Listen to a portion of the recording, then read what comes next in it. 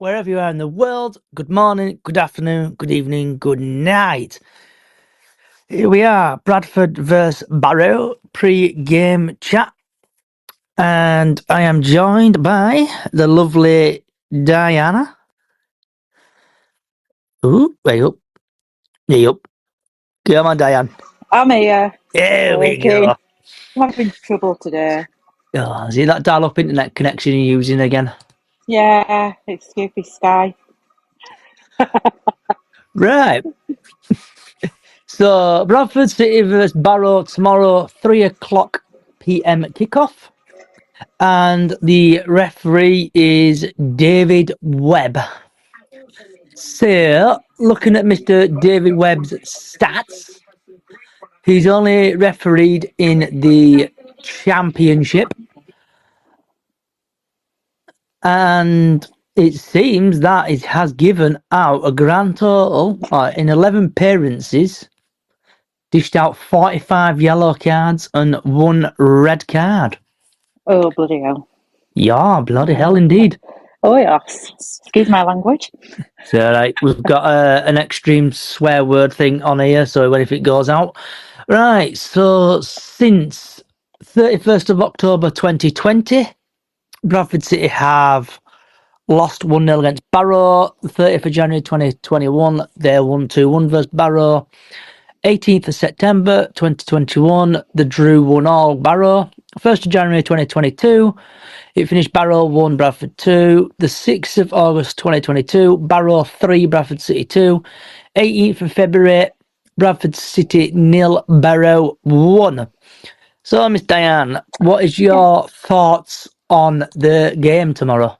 I think we're going to win it because, like I said on Monday, it's going to be new manager syndrome, isn't it? We're all going to want to win it.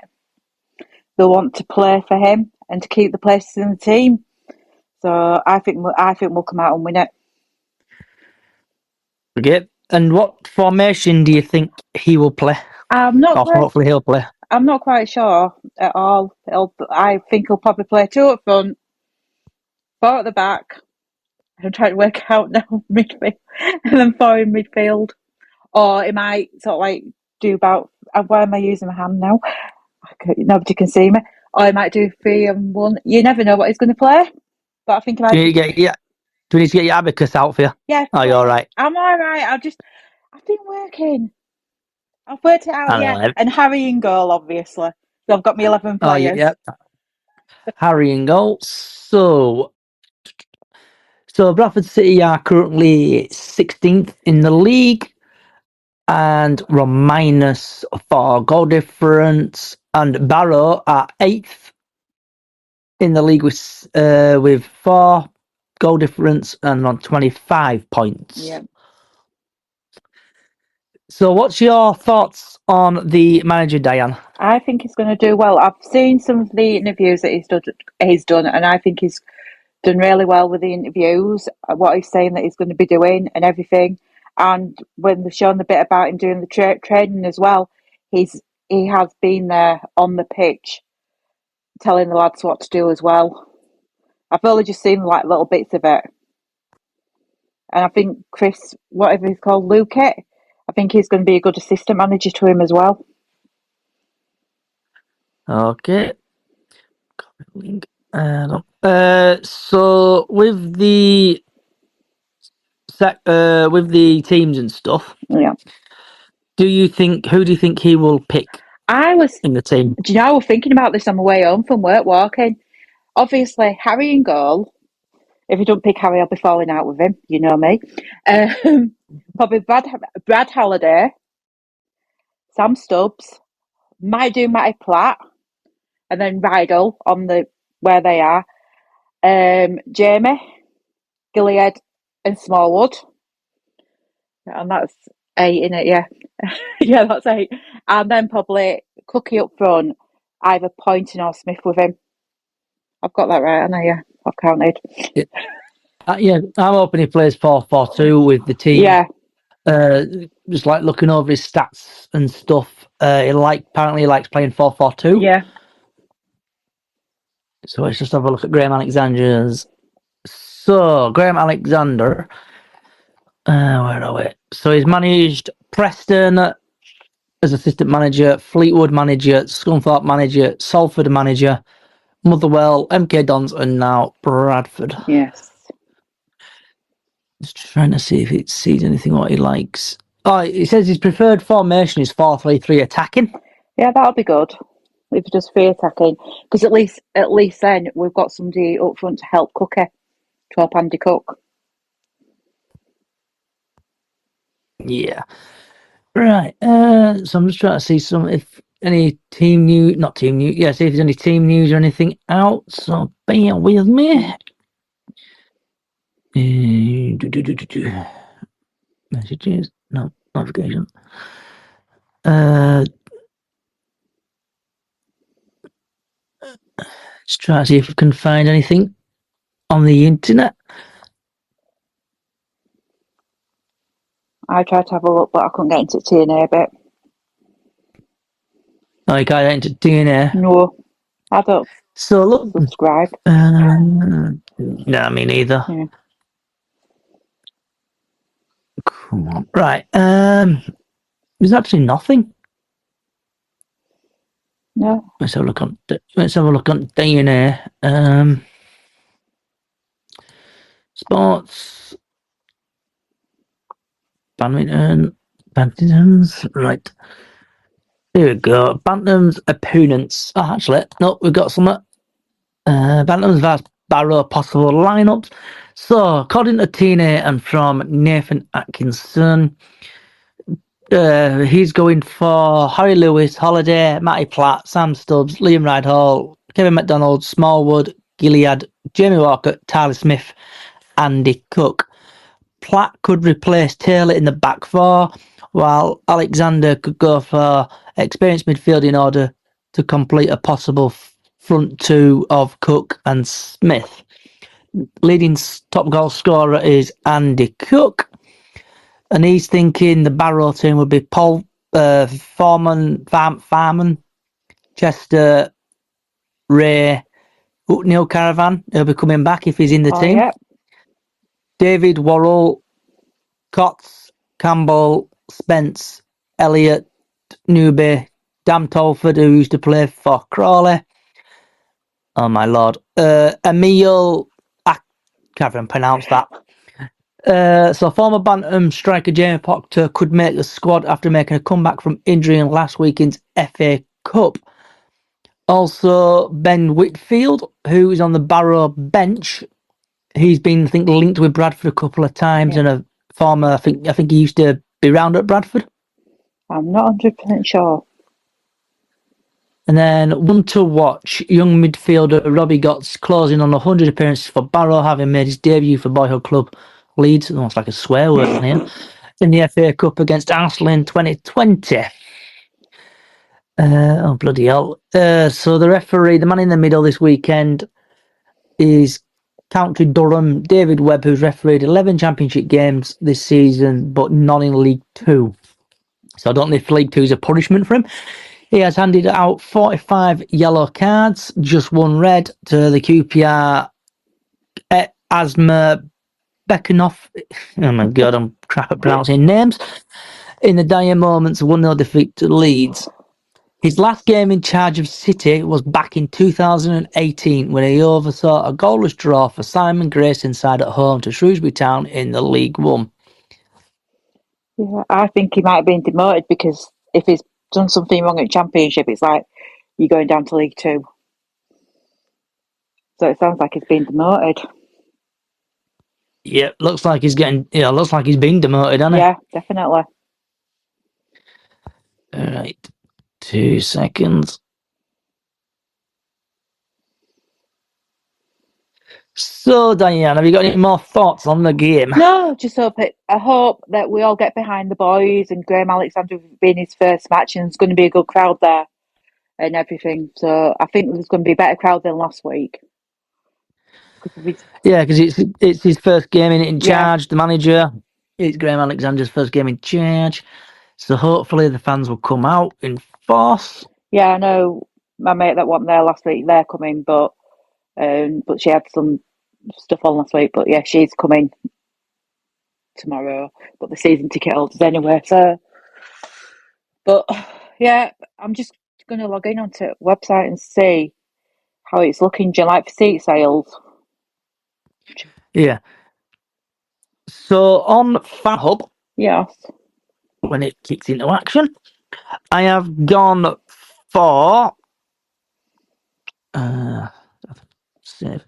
Lewis, Rydor, Holiday, Platt, Stubbs, Poynton, Gilead, Smallwood, Smith, Cook, and Walker. That is my starting 11. Yeah, I've just been into where I sit in the court, but there's only 11 seats available. So it looks like it's quite a lot of people then have booked or started to get tickets and then come to watch the game. Yeah, it's all saying limited availability. So it should be a good crowd. So looking at a couple more stats, this is from the man in seat 67 on Twitter /X, whatever it's called now. Bobby Poynton has 97 chances created, 78 passes accuracy, 85% touch, 95% aerial duels won, and 51% defensive actions. So he's a proper diamond in the rough. Yeah, it sounds like it. Charlie, have you got anything you want to say, bud? The Paraders. I've sent you a request if you want to accept it, or if you're just happy chilling. So, looking at other bits and bobs on social media. Oh, so it's like Graham Alexander wants the crowd to be happy and lively for his upcoming game. Yeah, that'll be good. Hello, Charlie. Welcome. Hi, how are you doing, mate?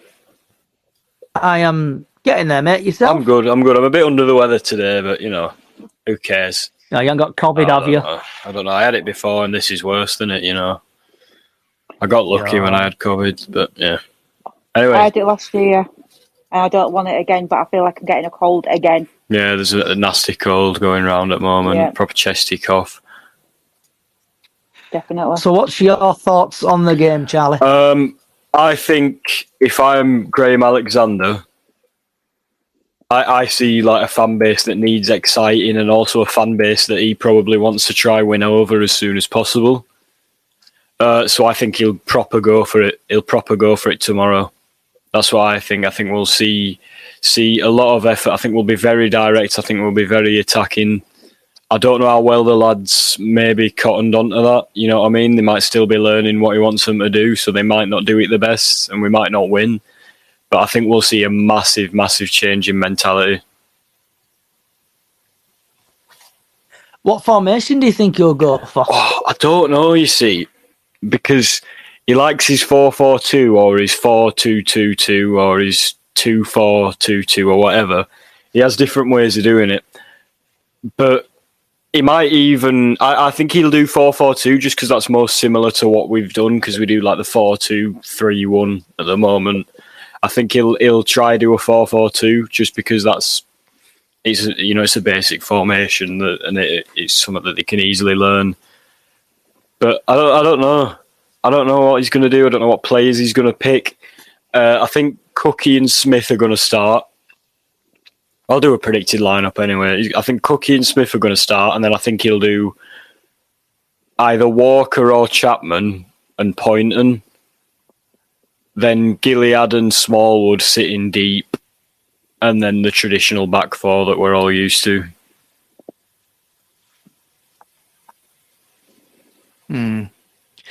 Because I hope, like same, I hope we go 4-4-2 tomorrow, and just give some players, just take the chains off. Yeah. Give them a bit of possession and just fight for the team. It's like looking at a couple of things on social media. Bear with me, scrolling up. Where are we? So this is Jamie Rayner, pre-Barrow chat with Brad Halliday. GA's appointment has brought life to the club. one-to-one chat, and his caretaker period brought the squad closer together. Barrow's defeat at VP last season was discussed. So it looks like he's dragged them all in, hasn't he, and had a fairly chat about them. Yeah. I think he's been having one-to-ones, and I think he's aware that there's some players that I think he's pointed out that the squad's a bit too big for his liking.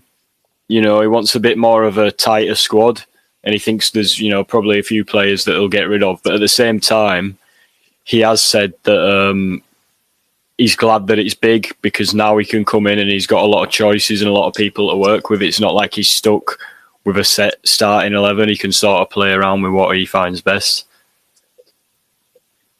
Because I think the squad is too big anyway. Yeah, I think it's too big. I think we've got a couple bits of talent, but there's say every player in the squad was like brilliant.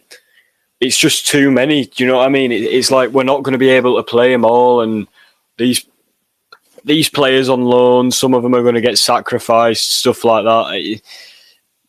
It's difficult, you know what I mean? Because we've got some. There might be a lad that we didn't think were good, and he's seen him and thought, yeah, I like him, and maybe whoever it is might come in and look a totally different player. Stuff like that happens all the time with managers, doesn't it? So it's going to be interesting to see what sort of things he tries, what he sees in the players, and what he wants them to do. So looking at the team altogether, we've got Harry Lewis, Colin Doyle and Heath Richardson, Halliday, Rydall, Taylor, Platt, Stubbs, Hendrick, Kelly, Ossidina, pronouncing that correctly. Then we've got OK from Brentford. Yep. Rowe, Dawson, Richardson, and then Jonathan Tompkins on loan. We've got Smallwood, Walker, Ossidebe, Pattison, Gilead, Odor, East, Chapman, Kevin McDonald, Freddie Jeffries, and Andy Cook, Tyler Smith, Oliver Poynton, Daniel or Dylan Bombay, whatever you can pronounce his name. Oh, you go, okay. Derbyshire, yeah, I can't pronounce names for shit, mate. Derbyshire, Young, Adam Wilson, Ryan Tuluk, and oh my god, these are getting worse. Kistom O'Connor. She's a motherfucker. I can't pronounce, mate. I'm dismal. So who would you get rid of out of them? I know obviously we've got loans in, so if we get rid of the loan players, but who would you get rid of? I don't see. The thing is, and I feel I might be in the minority here, but I feel like there's a lot of these players where we've not seen enough of them, and what we have seen, they've been all right. Like Tulloch scored. I think he scored and assisted at Newport. He definitely scored. So maybe I'd keep him. But I think we've got Tulloch, Afoka, Odwa. But I'd keep him just because he's the sort of player that he can play on the wing or in midfield. So I think Alexander would like him. But like Afoka, Tulloch, and I feel like there's more that I'm forgetting. I feel like Hughes has brought them in just because I think Hughes brought them in as a panic because he realised his system wasn't working and he'd need a few wingers. That's the way I see it. Because we didn't have Chapman at the start of the season, and when Chapman's ready. Walker, I'd keep him. Some people don't think he's good enough, but I still like him. Me. The back line, I like the back line. I think we've got good depth in the back line, but I can also see how how people might think we've got too many defenders. We've got Kelly and Taylor, and then we've got a spare right back and a spare left back. But I like having Kelly and Taylor because it allows us to switch to maybe a bit more of a muscly, physical sort of approach to the game when we need to. if they've not got the fastest players and stuff like that, for example, we can use them. But no, I don't know who I'd hound out. I think maybe I won't care if we lost the loans that we've got. I won't care at all. That's not to say they've been bad. I just feel like we've not seen enough of them for me to be bothered. Oyegoki, I think he's overhated, but he isn't. He's still not the best, in my opinion. I wouldn't mind if he went, but he's an option. Osadibe, I wouldn't bat an eyelid if he went. Apart from that, I do like a lot of the players in the team, though. It's like the great name, the Scrapman, posted messages underneath. Some could be good, I feel. Not many have tried long enough to give judgment on. So there's a few players there who've probably missed out or just couldn't get in the team. So under Graham Alexander, I think he's going to give them a chance. Yeah. And if they do shit, then they've gone. They've gone in January. He said he wants a smaller squad. So I think tell me if I'm wrong, but under Derek Adams, I think we had a squad of 24 or 25. Are you sure? I feel like we had a tiny squad, though, under him. Yeah, no, I can't. That's what I'm trying to say. We had a small team, didn't we? But I can't remember. I can't remember how many we had. How many do we have right now? Altogether, including players on loan, on out on loan. Yeah, counting them.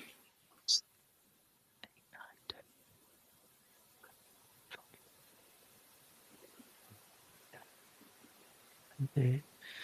21, 22, 23, 24, 25, 26, 27, 28, 29, 30, 31, 32, 33, 34, 36 players altogether. So really, we've got 3 starting 11s worth of players. Is that including the youth though, as well, or is that just? That's including the youth, players out on loan, players in on loan. So we've got quite a big squad. So you don't have to count them again, don't worry. But I'd discount youth, but we still, if you think of all the players we've got on the bench, they're still players who you could sort of see starting sometimes. You know, maybe you don't think they're good enough to start, but you know what I mean? Like, say Osadibe's on the bench, and then the next game he starts, nobody's going mental saying they didn't expect it. You know what I mean? There's like players going in and out and rotating, and that's a good thing, don't get me wrong, because we've got squad depth and we can approach games differently, but I don't know. It feels like there's a lot of players who aren't going to get their chances, especially young loan players who are here to develop and get game time and experience.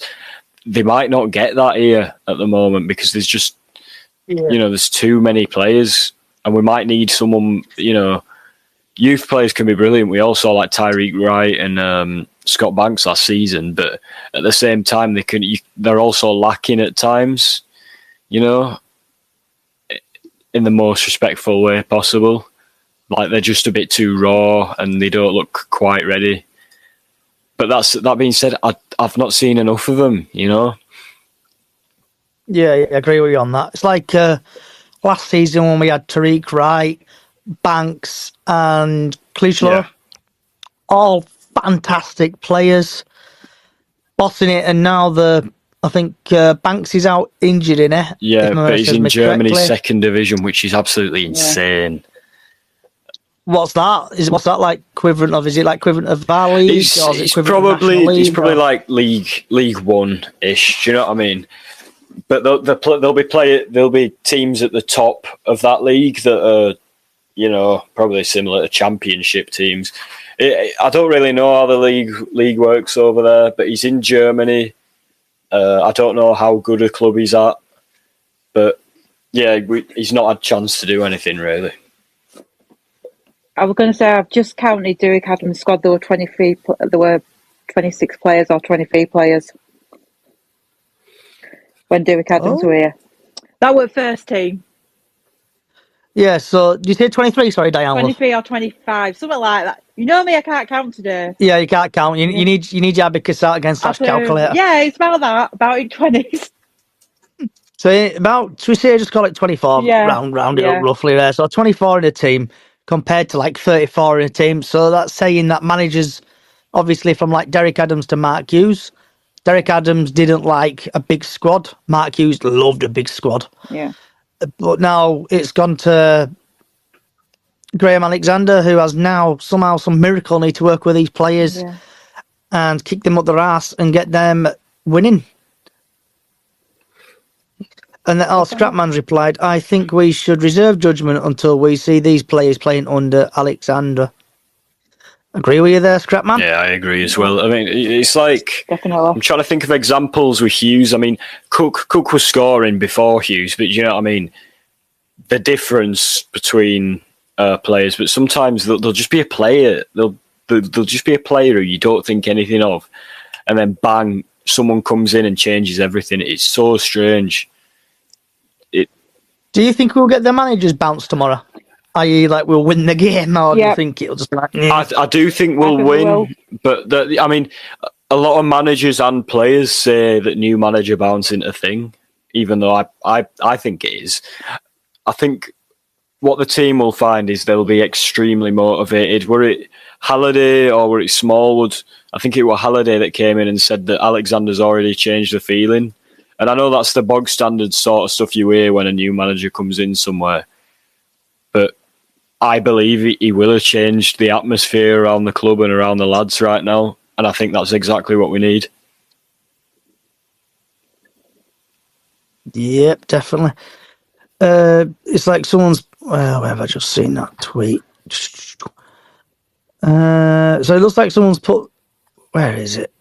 About Smith. I can't find it now. But it ran about Smith from that training video. It actually showed him like... Oh, here we go. So this is from TM. Just watching the inside first day. Good to see Tyler Smith out there working hard. Hope he gets his chance soon. Finishing looks sharp. Yeah, I watched that video just before I came on. Smith, and I also noticed I couldn't 100% tell, but it might have been Alex Pattison, who I saw in the background. Oliver's there now. Oliver played in one of the games that they played. I think they will have had like a five-a-side or something like that. He were on one of those, so he's been playing in training. So it is looking good. It'll be a while before Oliver, obviously, but you know, still. So in the video you posted out, am I watching Ash Taylor or Ronaldinho? Made me chuckle that. Yeah. Probably not. I'm going to play this now, but just look at the scale. He just skims him. If anyone's get you sent on the hashtag and you'll see it. But I've got it. Oh. I don't like Ash Taylor. I'm going to say it as it is. You'll like him. You'll like him when he starts doing that though tomorrow. Yeah, but knowing our luck, he'll do that and give it away, and then they'll end up scoring from it. It would just, I don't want to get involved, but Ash Taylor, I don't think he should be anywhere near first team anymore, unless he goes and scores a bullet header tomorrow, or scores from a corner or something tomorrow. That's where I disagree, because I think Ash Taylor, he's obviously his technical ability and his on the ball ability is quite poor, but just his build and like his physique, I think he just, like Wrexham, if you're playing against someone who's probably going to lump it up and try head it in, Ash Taylor's your man. That's not to say that Ash Taylor starts every week for me. If I had to choose one player to keep and one player to not keep, Ash Taylor's going. But at the same time, that's just because of how good Stubbs is for me, and Platt. But I think Taylor is a good player under the right circumstances for me. Looking at Taylor, though, do you think he's just in the team, though, for his long throws? I genuinely, knowing Hughes, I think that's exactly why they signed him, because I think he wanted to do a back three and thought, yeah, he's a centre-half, we need more centre-halves. We can play more direct now because he can throw it into the box. But I think the way Crawley play, for example, I hated Ash Taylor after that game. But Crawley play like the sort of football that you do not put Ash Taylor up against, because he's not the fastest, he's you know what I mean. Whereas say Critchlow, for example, he was good with his feet. He were running around. He'd drive up forwards. Ash Taylor's essentially just a big wall, and sort of not necessarily just a wall. That sounds a bit disrespectful, but like he's there for the physical side of things. He can use his body to guard the ball and stuff like that. I do think he's got a lot to offer. It's just about using him at the right time. So going back just quickly to Tariq Wright, Scrapman again, is looking at Tariq Wright, he was shite at Salford and Hughes got him firing. Now he's at Plymouth, he's not doing as good. Good manager can get the best out of some. But on about Tariq Wright, I heard a rumour about apparently he got substituted, gave some very polite hand gestures to his own fans, and apparently he's not even in the team anymore now. That's what a rumour I heard. I didn't know that, but what I did know was that the fans, they already hate him. Know that the fans aren't the biggest fans of Tariq Wright. They really don't like him. I've seen people saying, "Oh, get him gone," or "Sell him in the summer," and it's it just makes me feel bad because he was so exciting to watch for us. So exciting, and he'd be so good at the club right now. He's the kind of player we need, and it does upset me a fair bit, to see a player like that. But at the end of the day, if a League Two club tries to sign you, and then a League One club that's about to go to the Championship, if they sign you, then you're going to go for them, Yeah.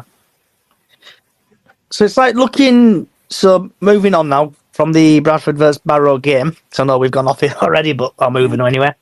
So in January, I know we've gone over it a little bit earlier, who do you reckon we need to improve the team?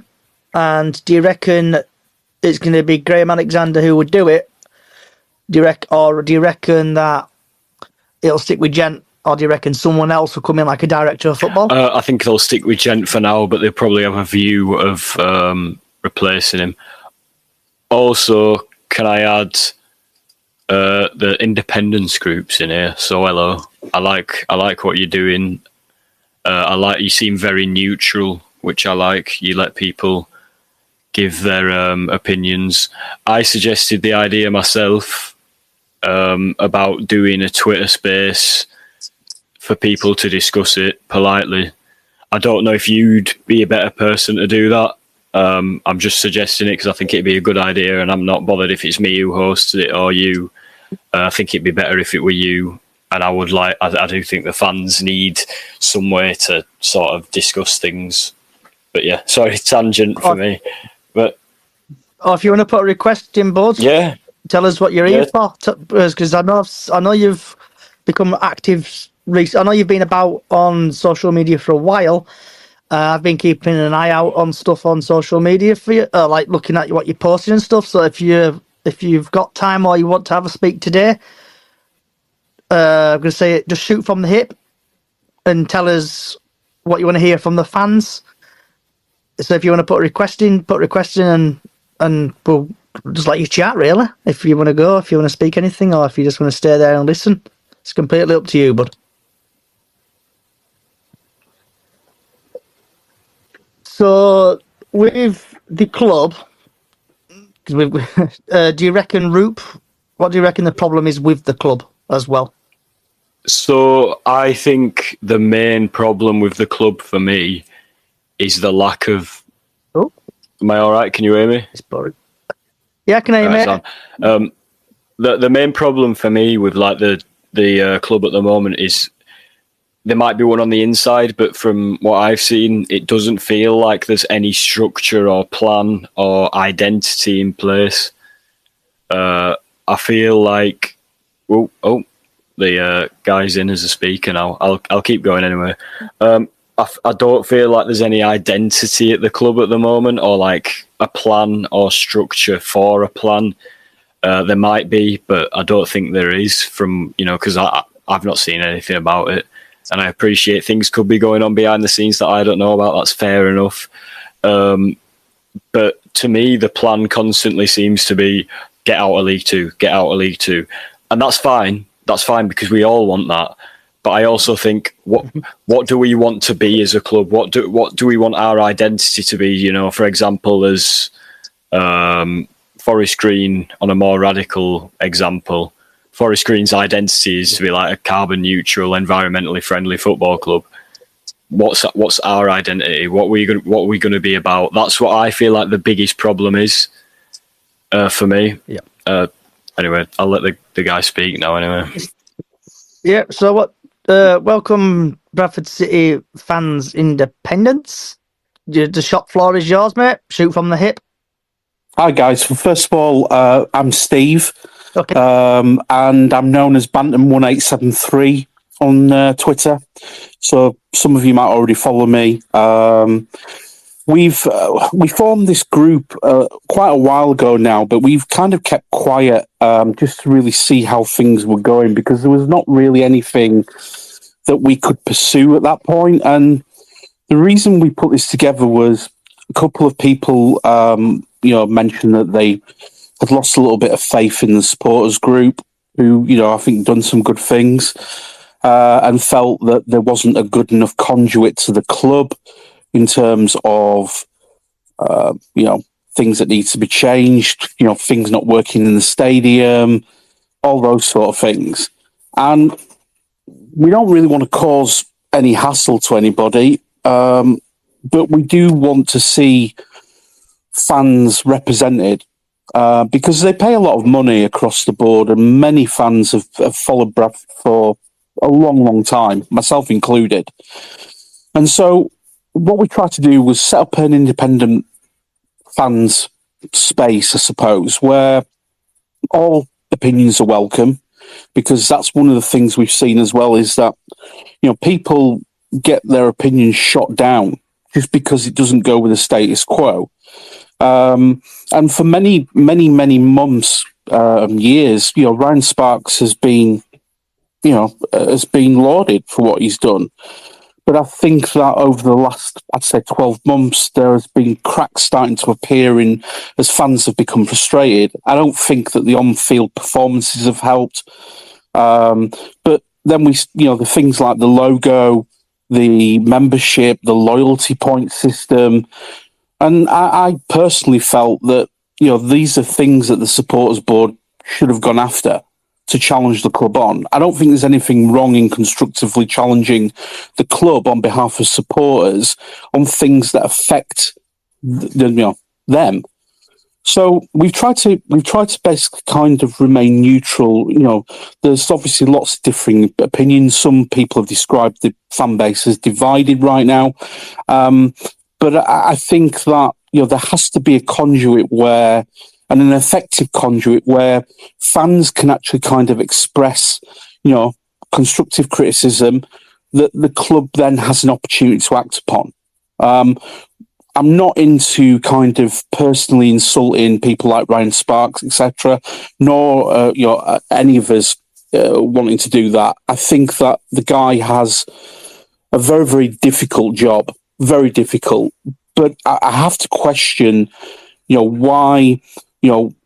We've got a club that was, when Rupp was in charge, was, basically challenging for the championship, and we've seen, factually, we've seen decline. And there doesn't seem to be any kind of plan or nothing that's relayed to supporters to address that. And when we look at people like Stockport County, and that's been mentioned today in the poll that I ran and the comments in there, Stockport County have had like a 7-year plan, which the club is literally everything revolves around that plan. And you can start to see why Stockport are really, really kind of motoring at the moment and have been for some time. For a club as big as ours, why are we not kind of relaying that? Why are we not engaging with supporters to basically get them excited about that? Because I think one of the things that Bradford City fans get kind of tagged with all the times is that we're impatient. We don't give managers enough chance. I disagree with that. I think that we do give them that opportunity. We do support managers, But the reality is because there's no plan that's relayed by the club, there's no involvement for the supporters or anything to get behind, other than, will you buy these tickets, season tickets? Will you buy our shirts? And Bradford City fans will do that anyway. But I think it's coming to a head now because there's no strategy. The Mark Hughes sacking proved that there wasn't really a contingency in place. And so I think that frustration is starting to show pretty much across a big percentage of the fan base now. And for us as supporters, these guys might be in the job for 5, 6, 7 years. We're here for life. That's it. We don't get to choose our kind of allegiance.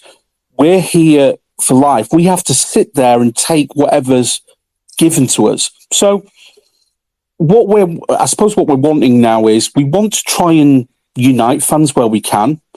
We have, and I speak for, there's 6 of us at the moment involved in this, and we want more people to engage with us and help us. But ultimately, the objective of this group is to represent supporters as best we can. We won't get everything right. We'll never tell any lies. And we definitely haven't got any egos. It's more so about how can we basically get, the club to take supporters' constructive feedback seriously and action it. And a prime example of that is the freestanding. We've been waiting forever and a day for, confirmation of freestanding.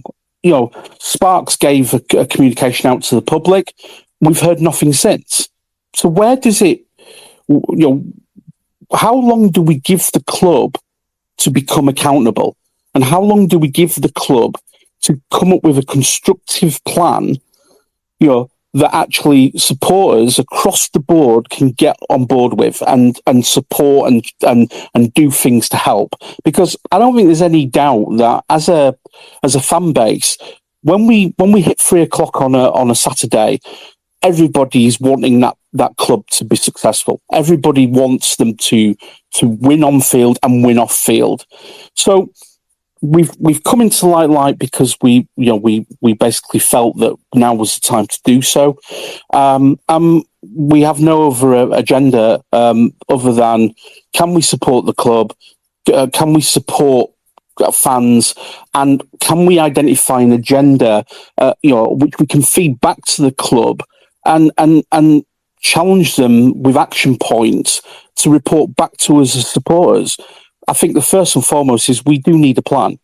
There's no doubt about it. I think we've just kind of floated along on the back of 17,000, 18,000 kind of fan base, with really a mishmash of offering on the table from the club. So I might be wrong. That's my own personal opinion.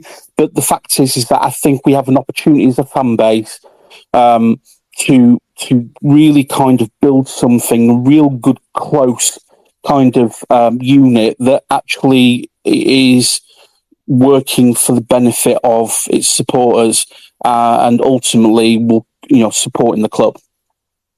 I think that's about it, unless there's any questions. But there's really nothing else other than that. We're not interested in. I don't want to bicker with anybody. I believe we're all fans. We have differing opinions. Those opinions should be, respected. We might not agree with them, but it comes from a good heart in most cases. But ultimately, I think it's time now that we try and get this club out of League Two and really getting into a position where we should be, in my opinion. Can I just say, first of all, I really appreciate what you're doing. Second of all, I'd like to say that the way you speak about your opinions, and I want to give you credit for the fact that you're not taking your opinions as the, sort of the be all and end all of it. You know what I mean? You're open to other opinions, and that's what someone like yourself needs to do. I would also like to say this is a bit of a reach. I don't know if you want me to email you or if you want to follow me back so we can talk on DMs at some point, but I really would love to get involved with what you're doing, speak to you about stuff like that, because I think your approach to solving the problems and sort of the tension amongst the fans is exactly the same way that I view it. I've been, seeing your tweets recently. You've been responding to everyone regardless of opinion. Like you've just said now, you want to do something about it. You want the fans to have a voice. I want the fans to have a voice. I disagree with some of the fans. Yeah. Some of the fans disagree with me. Yeah. But at the same time, we can't all sit and argue about it forever and ever. We need to not only sort of lay out, right, these are the facts and these aren't the facts, so that we can get people believing certain things. Not that sounds really wrong. That sounds like I'm trying to influence people. But, sort of if someone says, I don't know, I'm interested to learn more about the funding of the club, then we can find that out and sort of supply them with the details that they need. Stuff like that. I think that's kind of what we need at the moment. And someone who can sort of bring clarity to the fans, not just about what a solution is, but how we can solve it. And also, I think a massive, massive thing is we need to come together and work out what the problems are. That's what I think. Go on. I'd agree with that. I think, I was in two minds whether to do that poll today because, there's some people who are in the middle. I gave two options, but really the exercise there was I see bit part comments on various different Twitter threads, and I wanted to try and just identify, because how can I build an agenda if I don't really know what the issue is? And to do that, you've got to understand both sides. Some people respect and support heavily Ryan Sparks right now. Some people don't. But I think that some of this is of the club's own doing, if I'm being honest, because let's face it, the communication levels have significantly dipped. It's, most of the communication that comes from the club now is to sell things or to give us, some nice content about the players. The video that they did today was really, really good. I enjoyed it. But ultimately, there is really no engagement from the club about, okay, these are the challenges that we have. This is our plan. Give us your feedback. What do you want to see happen? And I think that that's part of the problem. But if we as an independent group start to then dismiss opinions or pick and choose the opinions that our supporters raise, then we're really no better than anybody else. We're just literally picking and choosing, cherry picking the things that are easy to answer rather than the difficult ones. And I think that today's poll and the comments that have been made have been really interesting. I've learned a couple of things today which I didn't know, for one thing. And I think that's part of the problem is because fans, not everybody is religious on Twitter or Facebook, etc. And then sometimes they're not aware of these things. And so they vent their frustrations because they've not heard of anything or they're not up to speed. And I think that's got to change. And I think as fans, we have a duty to try and make sure that happens as well, that we're kind of spreading, the message that we're all united. We want to basically kind of, see our club do well. These are the things that there's a challenge. And the club needs to respond with, all right, guys, this is the plan. This is what we're going to try and do. This is a 7, 8, 10-year plan. And our objective then is to get back to Championship or Premiership football. So, and some of that might seem like a pipe dream at the moment, but, the reality is that we're spending £500,000 on the ground. We've got maintenance issues all over the place, and we don't know the effectiveness of the commercial deals that have been in place. We don't know whether they're contra deals or cash deals that will support our budgets. Nobody knows. All we see is, well, we've got a new partner. Great, fantastic. But what benefit is that to Bradford City, and will it help? This space was downloaded via spacesdown.com. Visit to download your spaces today. Because, kind of change our infrastructure or enhance our infrastructure and enhance match day experiences? Will it help our disabled fans gain better access to the ground? Can we solve the problem behind the cop when we're basically letting people out? These are all kind of really important to fans at the moment, as well as the on-field stuff, because that's important as well. But I just want it to be a group that there's no egos, there's no shiny kind of roles like director of communication, because that's all a load of rubbish. Just a group of fans who love the club, who want what's best for it, but are prepared to basically kind of challenge constructively when we need to challenge, And what we want to do is try and understand what actually fans want, because I know that people are upset, with Rupp, but he's a businessman. He's made an investment. He bought the club, and fact is, he's decided that he doesn't want to be there every week. Fine, but Rupp out, fair enough. But we need another buyer, and we need to basically kind of understand what his plans are for the club. And I don't think anybody knows at the moment. Would you be free? Go on. Sorry, would you be free, Charlie and Steve? Would you be free on Tuesday about 7:00 next Tuesday? Yeah, should be. We're planning to run a space anyway, which we want just an open space, so I can combine whatever you want to do. But I kind of just want fans to be able to kind of voice their opinion without, being disrespected or shot down. But because that way, the only way we're going to basically be able to form an agenda of what we do moving forward is by understanding truly what fans want. And it can't be the self-agenda stuff, It's got to be kind of like the bigger picture stuff that affects all fans and what they're unhappy about at the moment, or what we need to address. That's my opinion. Can I just say, first of all, I'm not free Tuesday, Wednesday, Thursday, or the weekend. So I don't know when you want to do it. I'd love to be there, but obviously don't break your back so I can be there. Do it when you want to do it. And yeah, absolutely. I do think, I don't know what to call you. I'll call you Steve because that's your name. Steve, I really, really do like the idea of a space. That's something I've been thinking of for a while. And I think you should absolutely do it, because we need I've had enough of sort of not the opinions, because everyone's entitled to an opinion, but more so the fact that it always kicks off on my Twitter, on my timeline. It's always kicking off. There's always arguing about what the opinions are.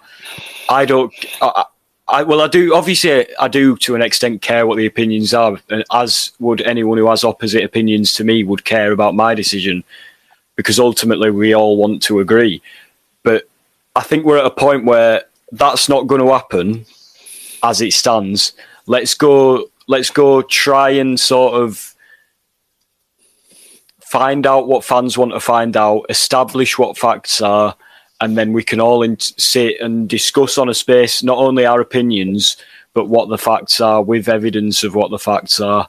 And then we can, we can do things about it, because I'm not doing this to voice my opinion, but just as an example, I'm not Rupp out, and I'm going to see everyone leave instantly now. No, I and that's just because of what I believe and how I believe sort of the club to work. And I like, people believe stuff about maybe he don't put enough money into the club. I don't think that's the case because of how financial fair play, etc. works. But at the same time, a good example there is, why don't we do the digging and find out how the financial fair play works, and why, if I'm right, that's the case, and if I'm wrong, then I can learn why that's not the case. That's just an example using my opinion. I think that's the sort of thing that we really should be doing as a fan base. But obviously, you as the figure here, and sort of you're gonna be sort of carrying something that's very big to the club at the moment. And that's just, in my opinion, I think we should all sit down, and if someone's, Rupp in, someone's Rupp out, establish what it is about Rupp, and how he works with the club, and how the funding works, and stuff like that. And then with Sparks, for example, I think that's a much more subjective thing, because it's not like, did he give us money, or is he allowed to give us money, stuff like that. And that's why I think education might be a thing, and that makes it sound like I'm trying to say people who have different opinions to me need educating. They don't. I could be the one that needs educating. So I think interacting with the community and sort of doing stuff like this and providing a debate on a space, whenever that may be, would be a good way for everyone to discuss and get on good terms with each other, because that's what we need.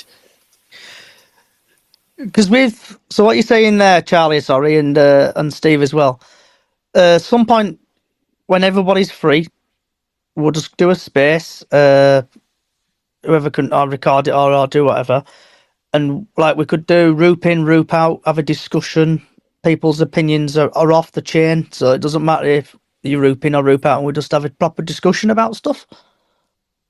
Yeah, I think that's exactly what we need. We can have guests on, obviously make sure everyone's respectful to each other's opinions, but I think that's exactly what we need. You know, I think that's it. I hate seeing us all arguing on Twitter, because not only does it annoy me, it's just like, we don't need to be this hostile over opinions. We should use our opinions as a topic of discussion, and sort of, that's how I feel. Anyway, I don't know about you, Steve. You got something you want to say, Diane Lovestory? Yeah, I'm like with the parade. I hate it when I see people arguing on Twitter all the time about saying roop out, sparks out, it's all their fault and everything. It's not fair, because you don't really want to see that. Like they've been saying, we are all fans. We all support the same club. It's like, I don't know if anyone's seen it, but there's a documentary on Amazon. And I think, let me just get it back up again. I think it's called, what's it called? Our Club, and it's about Portsmouth Football Club. And it's about how bad state they're in, and like the fans, fans groups come in and took over the club, basically financed it and stuff like that. So if it's an hard one, because I know with Roop, tell me if I'm wrong, but we're watching like the documentary. I can't remember the other German guy, but he came in, obviously bought the club with him, but then the other guy left, and Len Roop basically got left with a burden. So it's like you're saying, it's like a business, innit? He wants to keep, if he's keeping his baby, innit, really? But if people come in and want to take it, they'll come and take it. But like, I've heard rumours at games and stuff where apparently there's 3 people want to buy City. Apparently there's some Bradfordians. I've heard Americans, and I've heard like a Dutch feeder team or something going on with the club. Yeah, I've heard about that. Can I just say about a reply that you've received to the Yeah, go for it, bud. to the thing? Some guys just put, I think we should just get behind the lads and clap harder. That's not his opinion. That's him just taking the piss out of me about my views. He's not even listening anymore. But I'm not a just get behind the lads and clap harder kind of guy. I'm not sort of sat here assuming and pretending that there's nothing wrong with the club. At the start of the space, if this guy listens back, I expressed what I believe is wrong with the club. You know, I said I think we need direction. I think we need maybe a bit more communication with fans, stuff like that. So to say that I'm just a happy clapper actually quite offends me. And this is an example of the problem. I'm starting an argument with a guy who's not even listening. So that's City fans for you. But it's like crypto fans and roop out, no excuses. People have got their opinions with the guy. I'm fine with Crypto Bantam saying that, because he's not getting arsey about my opinion, and that's fine. And he puts his money into the club. Why shouldn't he be allowed to say what he wants? That's fine by me. But it's just like dismissing other people's opinions is what annoys me.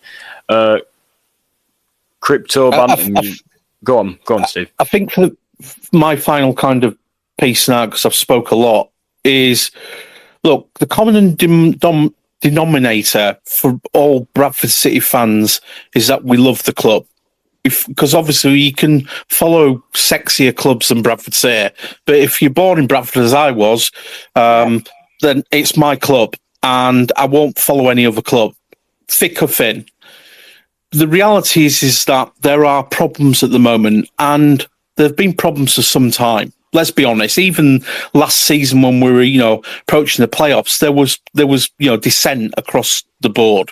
Really, I think right now we have an opportunity to try and build something, a movement of some type. I don't really like describing it as that, but something that actually kind of allows fans of differing opinions to get a point across their point, and for our group, with as many bits of help that we can from our fans, to try and engage with the club. to try and get them to take these points seriously, and to try and basically get a reply from them in terms of what they're going to do.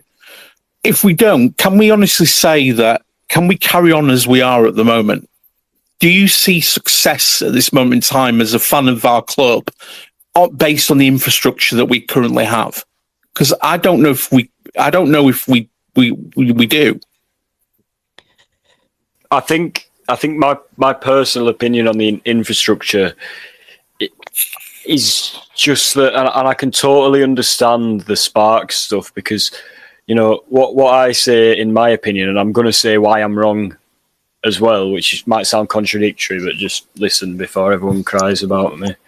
I think if I was Sparks, the decisions he's made, I probably would have made those decisions. And I think no fan complained with the decision at the time. But I guess what the situation is that ultimately those appointments haven't worked, and the man whose job it is to make sure those appointments work is Sparks. So that's why I can understand the Sparks criticism. And another thing I'd criticise Sparks for is maybe just not sticking with a manager. I said this under the thread you put out, Steve. I said that, when it came to it, I wanted Adams out and I wanted Hughes out. But at the same time, you've got to sit there and think maybe you've got to give a manager a little bit more time than we do as a club. And that's not to say we don't have a right to complain about results. Of course we do. I spent my money on going to, Tranmere away. I've been everywhere following City and watching us lose. And why don't we deserve, not just me, why don't the fan base deserve better? And I get that. So, but at the same time, thinking from a player perspective and sort of a grounded perspective, would it have been better to, keep certain managers in? Maybe if Sparks every now and then said, because Hughes, it did turn to shit, but maybe if Sparks gave him a bit of time, he could have turned it round, and that's just a hypothetical. We don't know what could have happened. Like I said, I got to Hughes out before anyone misinterprets that. And I just believe that it can't be good for the players, and it can't be good for the trajectory of the club to sort of stop and start and stop and start constantly. And I get that we've had poor managers, but for me, even though I agree with the sackings at times, does it feel like maybe sometimes we need to keep someone in? It is hypothetical, when we don't know what could have happened. We could have kept Hughes and gone down. We could have kept Adams and gone down. But at the same time, I hope that makes sense. I'm going to cut myself off here because I'd just waffle on forever. But that's my thoughts on everything. So going back to what you were saying there, Charlie, it's like with Mark Hughes and stuff. I went to the Tranmere game, and Andy Cook came over. Everybody were clapping with Andy Cook and stuff like that. And then Mark Hughes came and it just turned. But with the club, I see where people are coming from. It's like I'm going to go back to what Steve said earlier.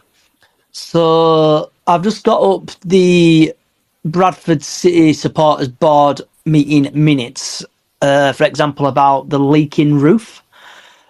And where are we? Is that the one where they asked for a pool table in concourse? Yeah, after a pool table, yeah. So leaking roof in the Kop is worse than this season. Some supporters had to move seats due to heavy rain. Response: the specific issue has been forwarded to Chair, to Paula Watson, Director of Operations, and the club, who will contact the supporters who raised the issue directly. And then on about more entertainment, pool tables, arcade machines in the stand concourse. Well, that'd be funny if it all kicked off, wouldn't it? Can you imagine it? Basically space and area supporters from the stadium are factors to consider. The pool tables will not be practical. Common sense is actually moved. But then with the club, I think they need to go back. Tell me if I'm wrong here, but they need to go back to how they were in the past under, I think, when Mark Lawn were here. And they had like tickets for £1 and stuff like that. Family days. Can I just say, with tickets. Sorry to cut you off. Go for it. With tickets for £1, obviously it's brilliant because we could just sell out the stadium like every match. But at the same time, a lot of our money does come from the fans, and that's what I believe we Rupp. The reason we have, like, I think the biggest problem for our funding is the grounds being rented out, and obviously that needs doing something about. And there's an argument to be made that why, if Rupp wants the club to succeed, a step in that is cutting out the rent fees and just paying for the ground, and then we have a little bit less money to spend at the start of every season. But like, if we already have cheap tickets compared to a lot of teams, even in this league, and our revenue comes from that, because I always use the Wrexham example. Wrexham make more money because they can get big sponsorship, because they have a lot of eyes on them, what with the documentary and being internationally known and stuff. So I get the stuff, and Mark Lawn, I was too young to know what Mark Lawn was up to, which is why I'm apologising for cutting you off, because you were explaining that to me. But with Rupp, it's very much we decide how much the budget is each season, and that's why I'm a bit shaky with Rupp out, because obviously we could have some, I don't know, Donald Trump could come and buy us, sure, and we'd be sorted forever. But at the same time, someone else could buy us, and it's sort of like, for me, I don't know what people want. If anyone here is, I don't know if what you think about Rupp, Steve, but if you want him out, speak to me about it. Crypto, I can see you laughing. You're going to be putting something down there about it, so I'll read that in a minute. Matty Ped. That sounds a bit of a dodgy name, but Matt, are you there, Yes, Matt? I'm here. So, what do you want to chat about today, fella? So I just caught the tail end then of the whole kind of Rupp out situation. Yep. And like the parader then, I'm very uneasy about the shouting for that. And there's a couple of reasons why. The first one is, I think we're all forgetting a little bit that in his defence, he was duped into buying the club. Yeah. He was sold a real dream by a charlatan with the idea and the premise that he would have to stump up some money initially and have very little input or investment, and would see a return on his investment as we grew throughout the leagues. And I think on that, he gets a very hard kind of pushback from some of our fans. These are the same people that were also conned by Ratic. Julian Rhodes and Mark Lawn, I think they get off very, very easily with their involvement in that deal. And Rupp has been very open and honest in the sense that he don't want to put any money in. He put some money in to save us during COVID, etc. But the idea is to be sustainable. And I was listening to a podcast, The Hard Truth, with the Peterborough chairman, and he talked very open and honestly about how we could publicly put our club up for sale should Rupp want to. But the whole WAGMI deal as well, I think, goes under the radar. WAGMI offered Rupp and the club well in excess of what the club is worth and what the club is valued. And Rupp decided to turn that down. Rupp could have quite easily sailed off into the sunset with a truckload of money very easily. And he decided to turn that down because he didn't believe that those people, WAGMI, would be able to look after our club. And I think we're very quick to pull him down for not investing. But he hasn't done anything that he wasn't prepared to do. Does that make sense? Yeah, it's like with WAGMI and Crawley, looking at the current league table, under their ownership, they're 14th in the league.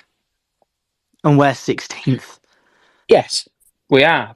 But I also think that's probably more to do with the manager that they got in. You know, let's pick no bones about it. In terms of the ownership and the stewardship of Spark, which again, I'm not somebody that's a Sparks out fan. That's a different conversation. I don't think there's many people, or if they are, they would probably be in the minority. And again, I'm open to having that conversation. But we brought in under Sparks 2 managers, which on paper were very good appointments. Mm-mm. They had very good budgets. They failed as managers to get the best out of the team. You know, Hughes last season, we were in probably a bit of a what's the word I'm looking for? Probably a bit of a false position, really, with the performances that we put on the pitch because of the exploits of both Cook and Lewis. And then for some reason, rather than just making some subtle amendments, he wanted to rip up this idea and go with a 3-5-2 or a 5 at the back, which, you know, there is precedent for teams being successful playing that and getting out of League Two. And then, you know, a lot of the fans, obviously, we're against that. We've seen the turmoil that's created in kind of this unbalanced squad, this bloated squad, as Graham Alexander's talked about. And again, I think that Sparks there gets some kind of undue, in my opinion, some undue kind of venom because he allowed it to happen. But at the same time, we'd have all been up in arms if we'd have known that Sparks were saying, no, you can't have this player, no, you can't do that, and getting involved, just like they did with Jeffrey Richmond. So I think actually, you know, for somebody that's come in, we're commercially better off than we have been for a long time. Yep. There's lots of stuff going well for the club, you know, and my final point, because I appreciate I've spoke quite a bit. People, I think, forget about Julian Rhodes and Mark Lawn and whatnot, and how many managers, you know, the Rhodes family actually went through before we got lucky with Parkinson.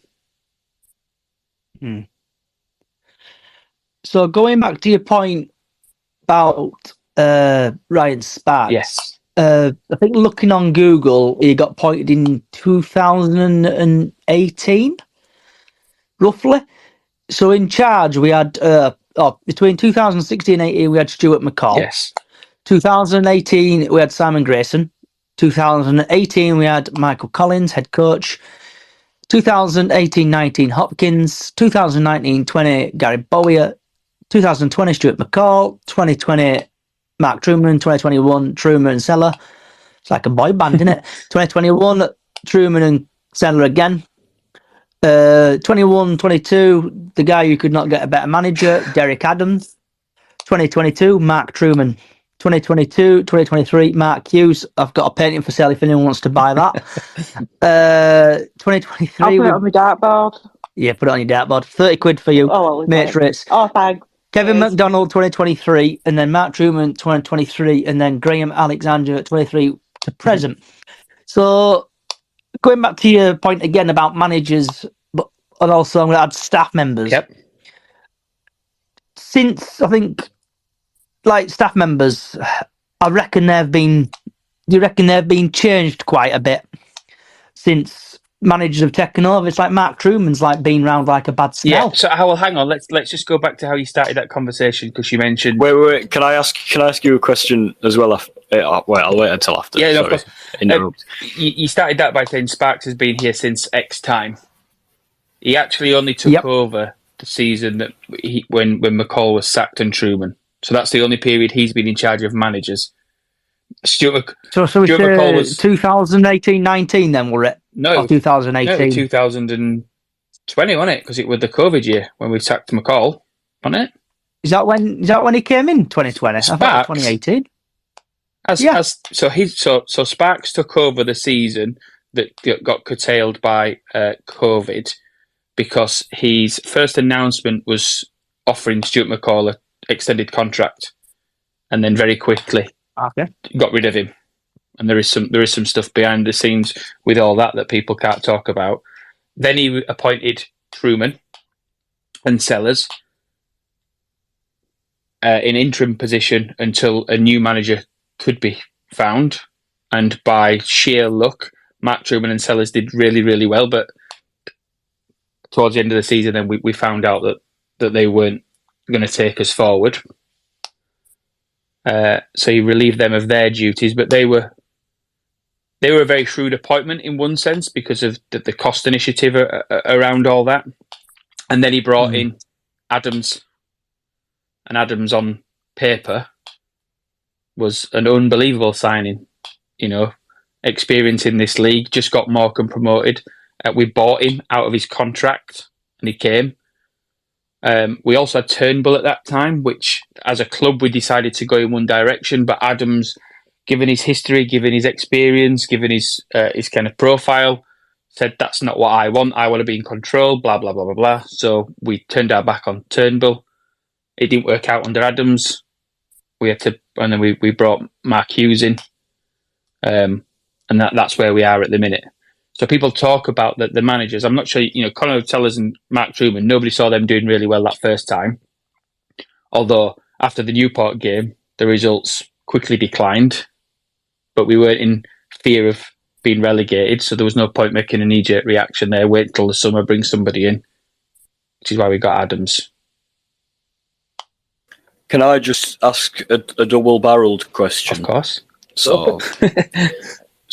So first of all, everything you said is 100% right down to the detail what I believe, because and I am going to get opinionated here. I've tried not to be, but because one, it's based on fact, and it's not subjective, and two, I just agree with it. Right, and then my questions for you is, I think personally, I believe that what the one thing the club needs is an identity and a plan.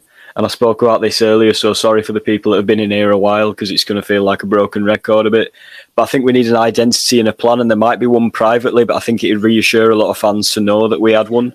But for me, sacking and hiring and firing isn't the best way to do things, but more importantly, it's not a sign that we have a plan, and it's not a sign that we know what we're going to do. And regardless of what you thought about managers, I think we can all agree that hiring and firing is not the answer. And even if, Alexander could lose his first 2-3 games, whatever, is that a sign? If we sacked him, it doesn't represent him. Mm-hmm. And that's just an example. Obviously, if we were bottom at league at Christmas, he'd be gone. But, what I'm trying to say is that it doesn't fill me with confidence that as soon as form turns and the fans turn, that's it for a manager. That's exactly what it is all the time. And I feel like, to me, it doesn't shout. One, it doesn't shout that Sparks has bollocks, which, I do like Sparks, so don't take that wrong. But it's not a good look for a guy that's under criticism to sort of do that. Well, so I was wondering, first of all, would you agree with that revision and what I've said about hiring and firing? And in fact, no, that's it. I was going to ask about hiring and firing separately, but it sort of goes nicely into one question. So there you go. So, thank you for the question. So this is about kind of, do I agree with that vision that we don't seemingly have a vision to kind of put out to our fan base, and also that if you do agree with me or whatever, do you think we need one? Do you think that's the problem at hand? Okay. So firstly, thank you for recognising that I speak about fact and I try very hard to stick to the truth. I take a lot of emotion out of it. It'd be very easy as a fan to get carried away. And I'd like to go on record to say as well, I wasn't a fan of getting rid of Mark Hughes. I don't agree with hiring and firing managers, and I think it's very hard to build a vision and build a plan if you are hiring and firing managers. Yeah, so I agree with that. What I would say though, and this is where probably a lot of fans will turn against me, I would imagine, or maybe say some stuff, but I think as a fan base, that word toxicity has been spread around previously. But as a fan base, we have to take an awful lot of responsibility for that hiring and firing culture. And the reason I say that, and there might be some shocked faces, but the reason I say that is because our club, as it is at the minute, in the hands that it is at the minute with Rupp, for example, is based on sustainability.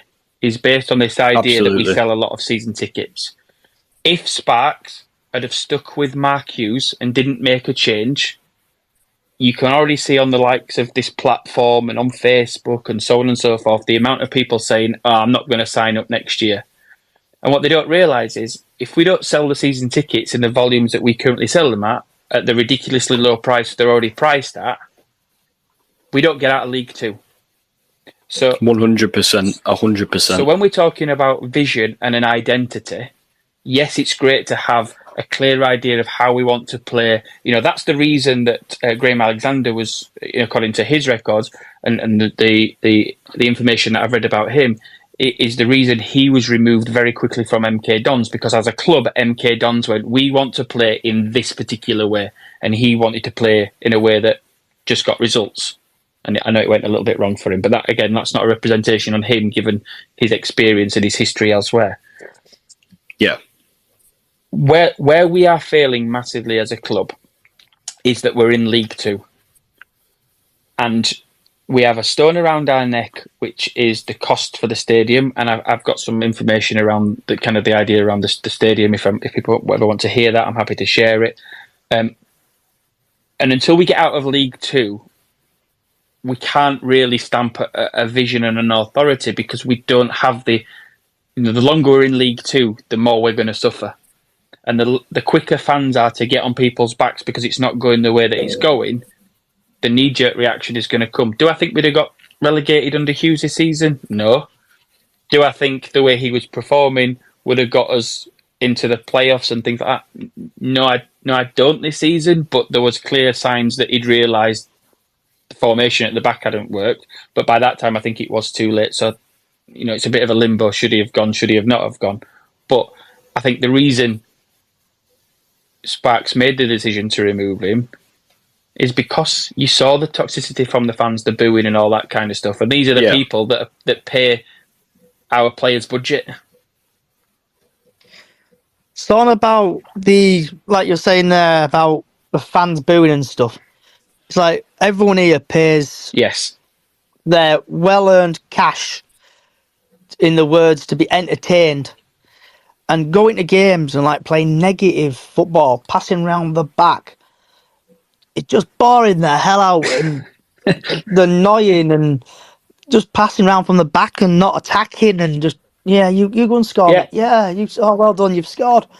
But then Mark Hughes goes, the chains come off, and the team are completely different. I totally agree with that. What I would say is, under Parkinson, it was horrible to watch. We passed it 2 or 3 times. It went to McArdle and he hoofed it up front. So, there is an argument for different styles, and I don't know about any other fan. I want to win. I want to win and get. And if we win every game 1-0, absolutely. And you can't please every fan when it comes to play style either. But I just think that we can't really.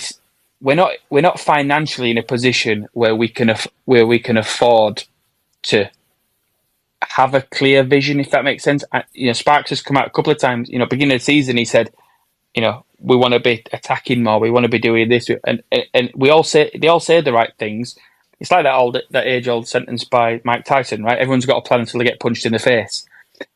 Sparks and the club had a vision to play attacking football, to play exciting football, and then Hughes doesn't play that because he's the manager, and Sparks doesn't get involved, telling him how you should play this, because if that got out, the fans would be even worse at him going, leave, what do you know about management? I've already seen people saying, what do you know about running a football club? We're so quick to pull the knives out on a guy that is basically single-handedly keeping our club ticking along until somebody comes in and offers us money and can invest in us and move us forward. So go on. Sorry. So Sam has just tweeted us, until we get to League One, brackets if, I am not asked about the football as long as we get a win. But if we play shit football and don't get a result, that is the problem. Because think about this, right? I don't know the exact figures, right? So, but I'll be really simple with the mathematics, right? We pay £1 million, say for example, per year to rent the stadium, right? And I know that's not right, but let's just go with that simple maths. In League Two, let's say for example, from the FA, we get £1 million. So we're on 0 footing there because that £1 million that we get helps to pay for the ground, right? And then all the season tickets goes towards a playing budget. If we get into League One, the money that we get from the FA increases. So all of a sudden we're better off financially, which means we're then in a better position to pay for better players, to have a strategy. Does that make sense? Getting out of League Two it is the be all and end all for our club. Our history shows that we've spent more time in League Two and League One than anywhere else, right? But we can all agree that with the fans that we've got, the size that we've got, we should be a Championship club. But I also think as well, those figures about how much, we talk about how great our fan base is and the numbers that turn up. If you added an extra £50 to each season ticket at the same numbers, we'd be even better, right? We'd have more money, we'd be laughing. But I would put my mortgage against the majority of the people that buy a season ticket. If it went up even more, would complain and not get a season ticket. So, On about the finances, I've just hung it on Google and it's actually come up with the Bradford City, like the main page. So this is 2021 to 2022 accounts review. This is on the official Bradford City website. We've had 6.8 million operation income, 0.5 transfer income, 7.3 total income, 2.9 million first team players and management, and yada yada yada. But like further down, it's on about COVID and basically paying Derek Adams out. Where are we? We've got 2 managers to pay out. Well, not 2 managers. I mean, so I'm not sure how. And he would have been cheap. Yes, I'm not sure how up to date the Adams figures will be because you pay him out until he gets another job, and he got into a job very quickly. Right. Yeah. Whereas Hughes, I can't imagine he's going to manage ever again, right? So we have that to pay. However, that's dressed up, and it won't be over. It won't be one thing. 299000 was significantly, I can't even pronounce that word, by the departure of first team manager Derek Adams in February. So that's nearly 300 grand or 300k we paid out to Derek Adams. Yeah. So, Matt, again, everything you've said I can get behind because you speak on fact, like I've said. And you've spoke about what the fans could do to sort of improve things, or how a fan-focused way, not necessarily how that's the best solution, but you know what I mean? You've said how increasing prices would help and stuff like that, or how the fans fund it, blah, blah, blah, blah, blah.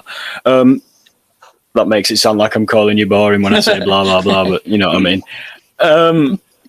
So do you think there's anything from a club side that the club could do better? Or maybe Sparks or Rupp?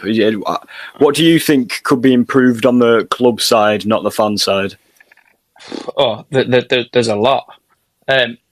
Go on then. So I'm not somebody that is able to, through work and family commitments, I'm not able to make away games.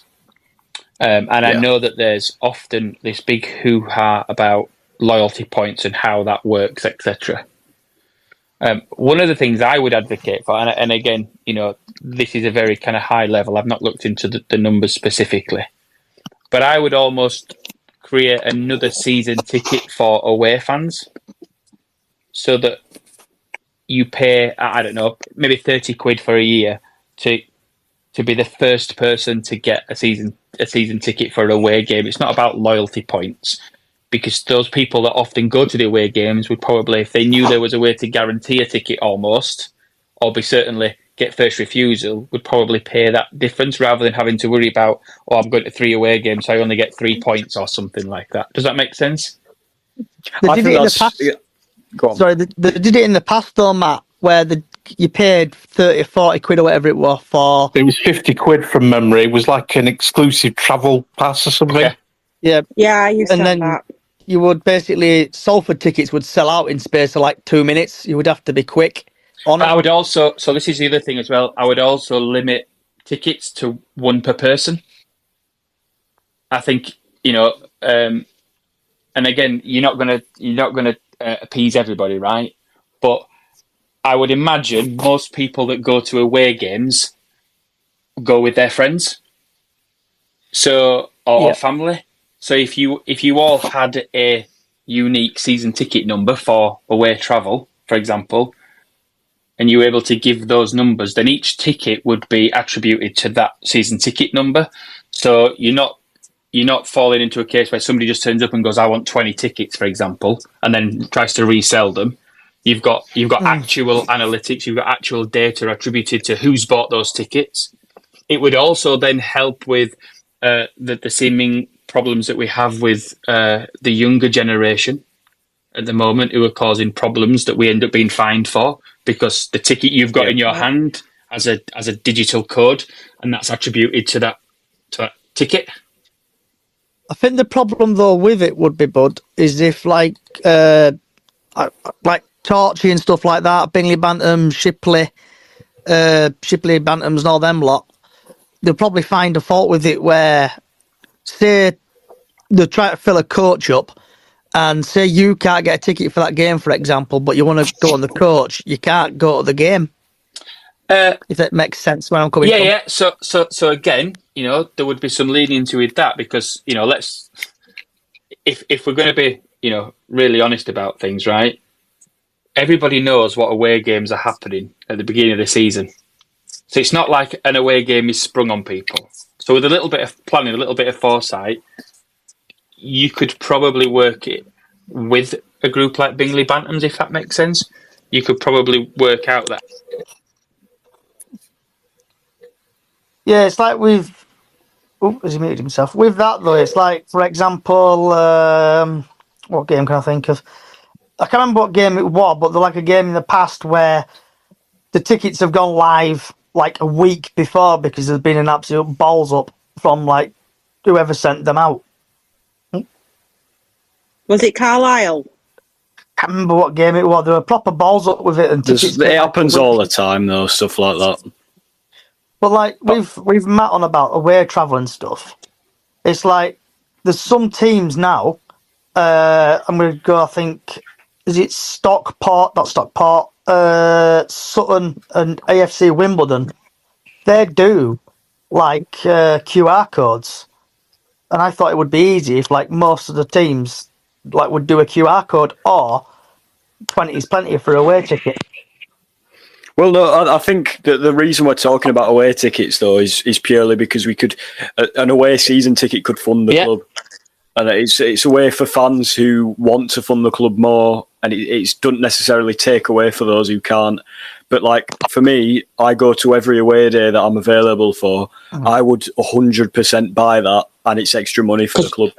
Sorry to interrupt, because there's a couple of things to pick apart there, right? What somebody on here is probably better addressed to tell me this. What is the highest away following we can take somewhere? Like, what's the highest number of tickets we could get for an away game? It depends on where you're going.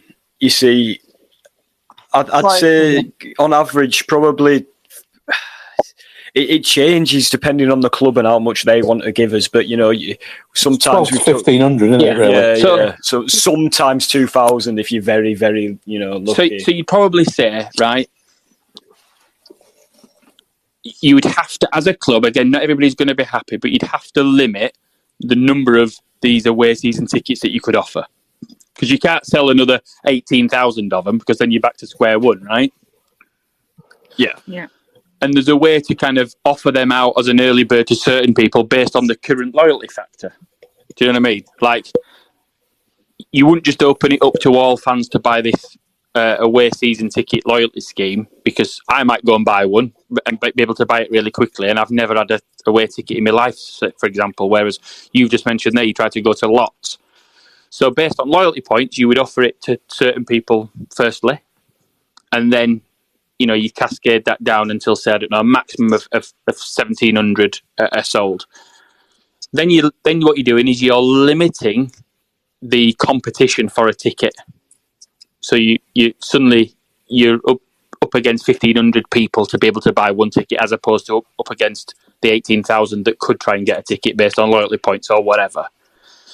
So there's potential legs in that. The other thing, cup games. Rather than cup games going on sale, there should be a very specific. Let's just say, for example, the Wickham game. You know that when that cup game is, right? So you could sell you could sell to season tickets in advance. So people who have a season ticket could have their own seat, and you could offer that as a solely people with season tickets have got, I don't know, 3 days to buy a ticket, but you can only buy a ticket for your own seat, right? And then because I've got a season ticket, I sit 2 rows behind the dugout, bang on the halfway line. I love my seats, unbelievable. If it's a cup game though, if I'm going to Valley Parade, I want to sit in my seat. But if that goes really quickly, I'm a bit put out then. I'm like, I've got to sit, somewhere different. But if I've got 3 days to purchase that seat, for example, well, if I don't purchase it within those 3 days and then it goes, I can't really complain. Does that make sense? Yep. I think that's a very simple thing that they could roll out. That would, I mean, we're only in one cup at the minute, but for next season, for example, that's something you could roll out very easily. That's not a cost to the club, but can show some kind of commitment to the fans that want to sit in their own seats. Apart from people in Midland Road or the Cop, if they're not opening those, and which I appreciate, then it becomes a little bit of a. But then those people that are having to be relocated should at least get the second wave. So, for example, the main stand, I should get 3 days or 2 days or whatever to purchase my seat. If we're at a cup game where, say, for example, they're not opening the Cop or they're not opening Midland Road, and those people have got to logistically move out of their seats, they should get then 2 days to find an alternative seat, and then it should be opened up to the masses. That would be something very simple that you could roll out that would make that whole process a little bit easier to swallow. Yep. Have you got anything, Steve? Sorry, I know you've had your hand up for a while. Have you got any thoughts on Steve? To be honest with you, I was just saying I have to go, and I just wanted to thank you for the opportunity to speak, guys, and thanks for people for listening. I'm sorry to cut and run. Unfortunately, I've got to have some dinner now. So thanks very much. If anybody has any questions, please get in touch. We're not. We're open to kind of all ideas, and just keep watching out for the space. And if you do want to do a joint space, then let us know. Steve, could you drop me a follow back, because I can't DM you since I'm not. Yeah, I will do in a second. Cheers, mate. Yeah, sorry. So thanks, guys. Really appreciate it. Thank you for listening. Thank you. So on that, Steve, me and Charlie and probably a couple of other people will organise something when everybody's free, and we'll go from there, mate. If that's okay. Thanks so much. Appreciate it. Cheers, and Mr. Ham? And let's get a win tomorrow, for God's sake. Yeah. Up the chicken. Up the chickens. On that, I'm probably going to have to leave as well, because I've got some other meetings to kind of take part in. But I'd like to thank everybody for kind of giving me some time to speak. I've been quite vocal on Twitter recently, especially asking people questions against their opinions, which I'm all for free speech, but I like things to be backed up with kind of rational thought and facts. I mean, before I dip out, if anybody else has another question for me, I'm happy to answer. Or I want to say thanks for coming, Matt. And we're going to have, like, me and Diane and a couple of them, and Charlie, aka Parade, and my friend Callie and Stan. We normally do like pre and post match chats, so we're always welcoming people to come and join us and stuff, and just have a chat and just have a discussion. Brilliant. Thank you. Yeah. Charlie?